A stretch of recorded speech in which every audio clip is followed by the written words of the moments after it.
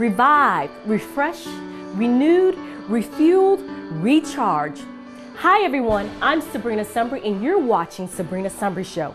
That's just some of the ways you should be feeling at the end of this show. We're on location at Central Activity Center. We're here to support the launch of Minister Renee Toombs Ministries. Some of you guys may remember Minister Renee Toombs was a part of our first guest panelist on our very first show, Leading Ladies. So we find it only befitting to come out and to say, Sabrina Sumbry Show says, God bless you, Minister Renee. Listen, let's go on the inside. Come on and help me say Emmanuel. Come on, he's a king of kings, Lord of all. Come on, how do you know he's Emmanuel to you? Emmanuel. Come on and put your hands together and give God that praise. Emmanuel. Come on, we worship you. We worship you. We worship you. Come on, we're going from the top. Come on, from the top. Come on, come. Let us. Come, let us. Important to Phoenix City. This event is important because it's a blessing for the ladies to be able to come to a place where they can get nourished in the Word, where they can have prayer, and they can just relax and be themselves and just open up, and we have prayer and just have a wonderful time together. I think it would be a foundational voice for those that are a little unstable in their faith, those that need just a little more direction. I think it'll be very influential for Phoenix City. These ladies that are behind me, we all came to Minister Toombs weary, broken down, tired, and just needing a way out of what we were going through. And Minister Toombs was that person that we could go to and we could talk to, and we could, be able to tell her something and know that she's going to pray for us. More than anything, she was going to pray for us.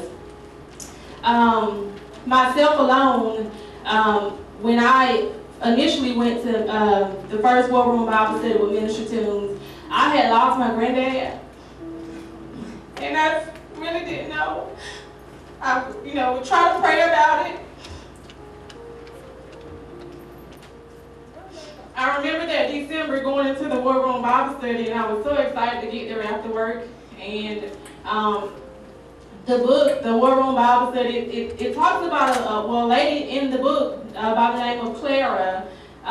She was ministering to Elizabeth, telling her some things that she needed to do in order to get herself together so that she could be right for God. One of the things that the book talks about is honest evaluation. And that was one of the subjects that Minister Toombs talked on for the longest, is evaluating yourself. My granddad had lived his life. He had already went through everything that he needed to go through, and it was his time. His time was up, and we all one day got to be able to do the same thing that my granddad did. But one of the things Minister Toombs taught me is evaluating yourself. Where are you with God? Are you cold? Are you hot? That was the same thing that it talked about in War Room.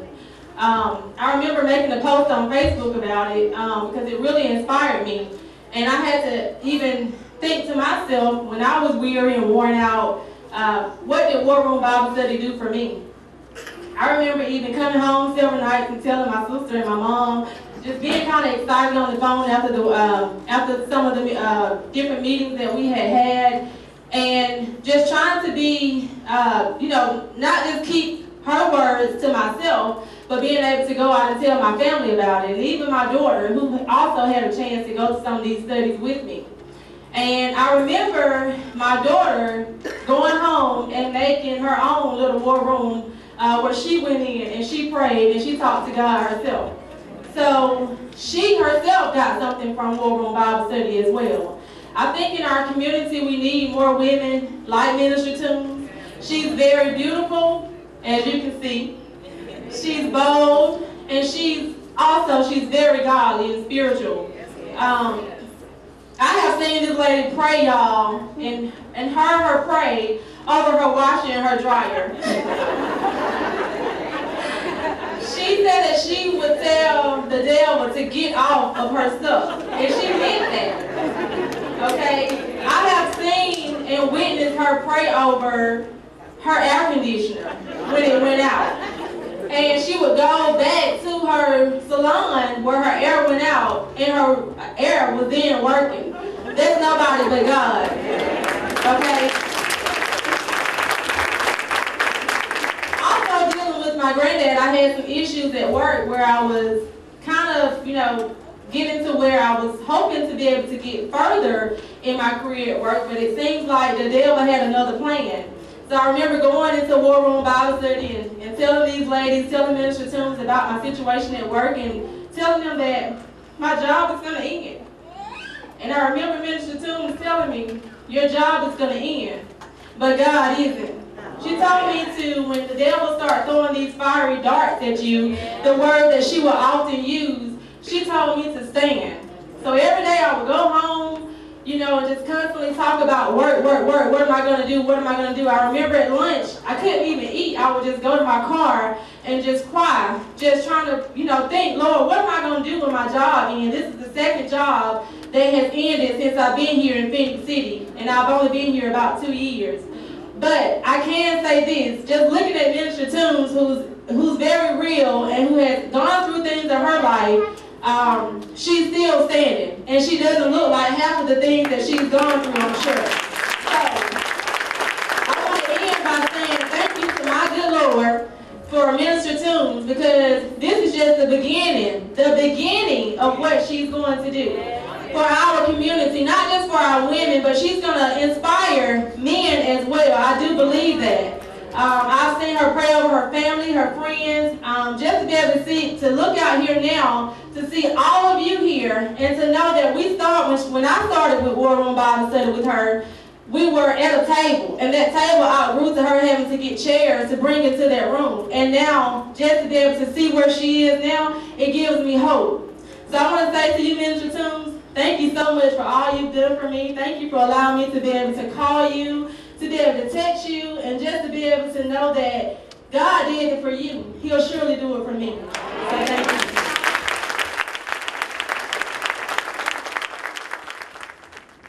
Well, there's definitely a whole lot more to come. I'm so excited to be a part of this event this evening. I pray that you all continue to support Minister Toombs. Well, the reason why I'm here today, I wanted to address how instrumental Minister Toombs have been in my life. I'm just thankful for her because she came into my life at a perfect time. She came to me one day and she said, she saw me and she was looking at me and she said, sister, whatever it is weighing on you. And so I tried to make a joke and throw it off like, what about now? And so she said, I can see it. And I said, well, truth be told, I was tired, miserable, lost, no peace, no joy, and I really just wanted to give up. And I don't know if anybody else know anything about that, but I was at that point. Minister Toombs invited me then to her Bible study that she had on Monday night, and when she invited me, I came there and I witnessed a bunch of women telling their life stories and being real. Before that, I just felt so alone. I just felt like I didn't have anyone to talk to, anyone to share my story with, or just to release the stress that I was holding on to. At that time, I witnessed Minister Toombs. I would come in there and she would, no matter what her circumstances was, she was always just smiling, full of joy. Her light was always shining, no matter what her circumstances is. And she was real with everything. She's not pretending to be something that she's not. She don't explain, she don't say that she has a perfect life or anything. She just tell you like it is. It ain't perfect, but I'm smiling through the storm. And she let us know all the time that my life is not perfect. I don't have it all together, but she just trusts God. So what I wanted at that time was that same peace and joy, and I just looked at her and I was like, I want that. I had no idea how to get it. I just wanted what she had, and I said, I'm going to strive until I get it. I want this. And so she invited me, and I just continued coming every Monday night. And as I came, she showed me more about the what it's really all about, spiritual warfare, and about how the devil's trying to steal your joy, and how he he's gonna do everything to confuse you and everything, anything possible he can to keep you from focusing on the Lord. And I just said, at this point, I gotta be real with God. I want this. Whatever it takes, I want it. And I had to learn the truth for myself. And in John 8:32 talks about knowing the truth, and the truth will set you free. I thank you, Lord. He's watched over me. One of the really the subjects that really impacted me was the subject about forgiveness. I don't know if anybody else know about that, but boy, I told her, she was going around the room and she's like, anybody know? She'll go and she'll ask everybody about forgiveness, and by the time she made it around to me, I'm a crybaby, so I'll let you know now. I may start crying while I'm up here. But she was talking about forgiveness, and then she got to me, and by the time she got to me, I was just in tears.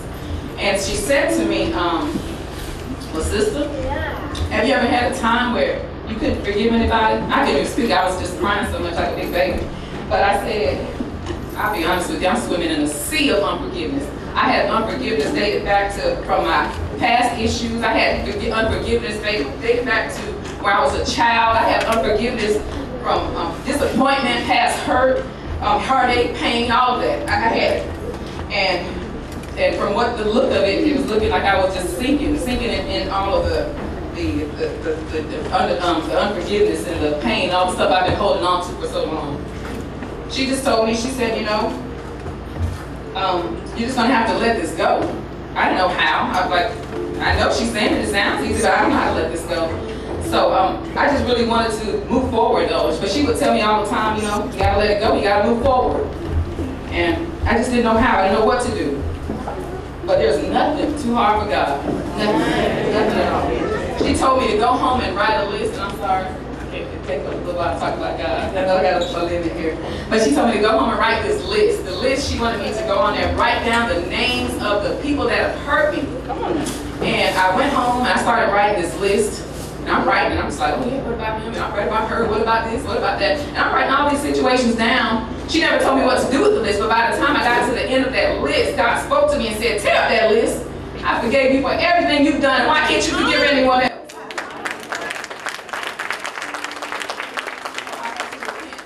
I had to repent. And at that moment, I received a total deliverance. I was set free from all the bondage of unforgiveness. I was free from all the pain and the hurt. I received peace. I received joy. I love myself now. Hallelujah.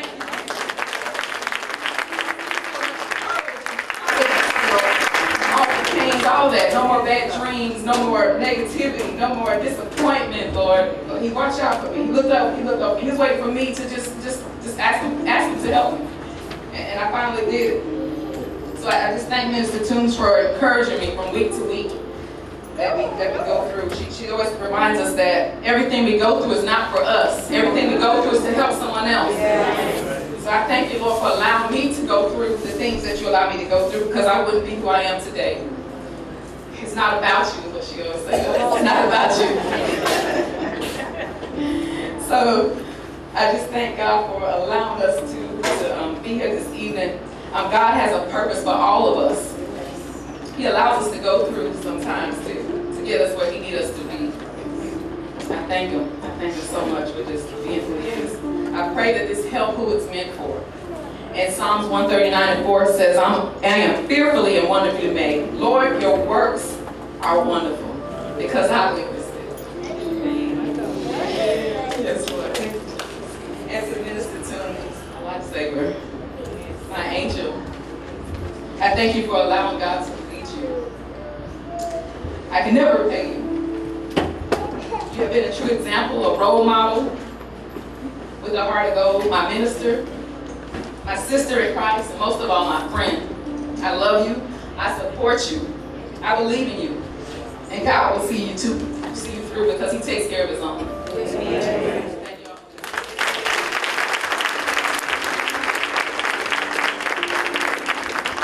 I have a friend who'll go with me to the end.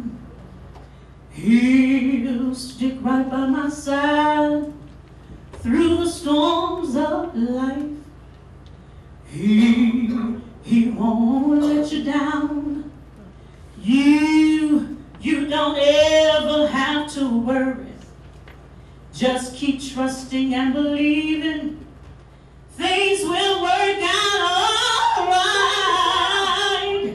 'Cause Jesus is my friend, whom I appreciate. All that he's done for me. And through his blood he saved me. I can't thank him enough for his mercy and his grace towards me. I wanna say, oh Lord, thank you. Thank you for your goodness, yeah. Thank you for your kindness. Thank you for your many blessings, for your many blessings. Thank you. When I did not know how to pray, he was there for me, y'all.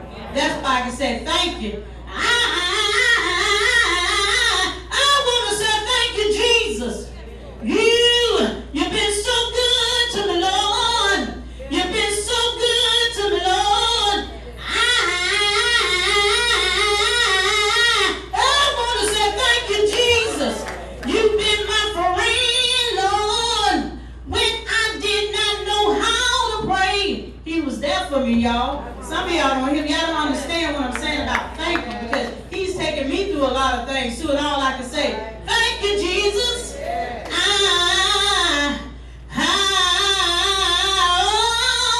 always want to say thank you.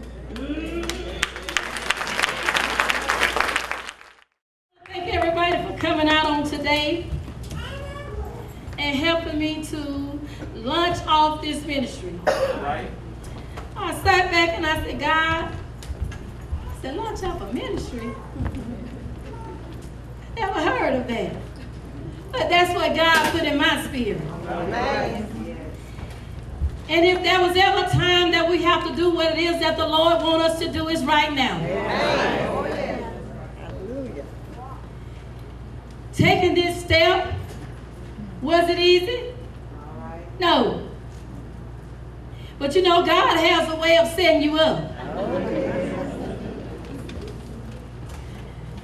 He laid it on my heart to start the Bible study in my shop once again. Because I had started once before and I stopped. Not because the people wasn't coming, but for other reasons. And you know, when God is dealing with you about something, you know, people just sometimes just don't understand. But I realize it's not for the people to understand. Because you have to know what God is telling you to do. And I was sitting there in my shop one day and I got a phone call. And it was Kim. She was crying on the phone and she said, I need somebody to talk to. She said, God laid you on my heart. I'm going through in my marriage. I said, Kim, I talked with her, ministered to her. I said, I'm getting ready to start a Monday night Bible study. Come. But see, God was letting me know then, this is what I want you to do. And I said, God, and by that time, I was in, before then, let me back up a little bit, I was in Lifeway, and I was reading the Bible study, War Room Bible Study Workbook. And it said it may not be by accident that you're reading this book. Maybe God is calling you to facilitate. And you know when God is talking to you. So that Monday night, Kim showed up. And she was so fragile that night when she came in there. Because if you ever been hurt, you know what it feels like. You know what it looks like. She said, well, why me? I said, Kim, it's not even about you. I said, look at these women in here. We all have gone through. I said, but to God be the glory. Look at us now. We all stand.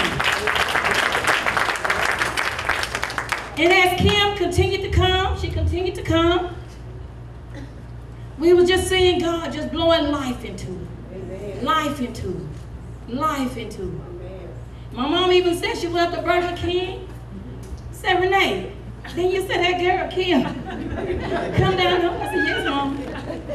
She witnessed every car coming through the driveway about how good God is. But see, that's the thing about the God that I serve. When God has done something good in your life, you don't tell somebody. You know how you said I wouldn't go tell nobody. But I just couldn't keep it to myself. Because God is good. But that's just one. And see what they didn't realize. That war room book was for me too. I would go up there on Monday night and teach. And I'd be talking to God. I said, God, if I'm going to help them, God, you got to help me. I said, God, because my marriage is not where it needs to be. But see, God let me realize that Renee is not even about you. And once I realized it wasn't about me, because I said, God, why do I keep going around this same mountain over and over and over again? Over and over and over again, God, why? God said, because you won't move out the way. You won't move out the way and let me be God. And then I had to start trying to humble myself. No, I wasn't always wrong. He was wrong sometime too. And I could take like I would tell them on Monday nights, I could take a pencil and write down everything wrong about my husband. And I said, I bet he could come in here and take a pencil and write down everything wrong about me. To let you know that we're not perfect people. But we serve a perfect God.